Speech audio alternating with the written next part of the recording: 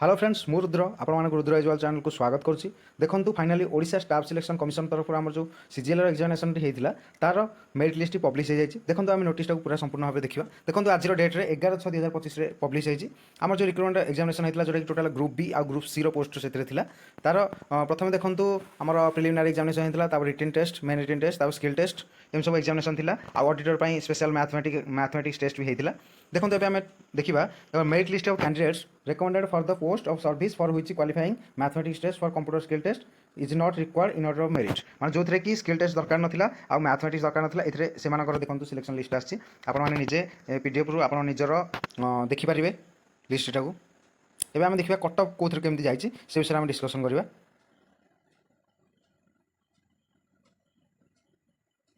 देखु मीन्स आमर inspector of एंडोनमेंट्स जोटा कि आम जो पोस्ट था से यूआर कैटेगरी 38 कट ऑफ जाइए यूआर ओमेन कैटेगरी 135.25 25 जाइए आई आम जो कट ऑफ लिस्ट भी पब्लिश होती टोटाल देखो सब विभिन्न विभिन्न आम कट ऑफ टाक भ्यारी करटा आप निजे चेक करेंगे। आपण मैंने जो सिलेक्शन हो जाए से कंग्रेचुलेसन आ जो मैंने किसी कम मार्क कटि जाती तो से किसी मन दुख करने दरकार नहीं। आम 2025 गोटे बड़ भाकांसी आसवाक जाऊँगी सीजीएल तो प्रिपरेशन आप जारी रखुद एथर जमी 2025 भाकांसी आप गोटे क्लीयर हो।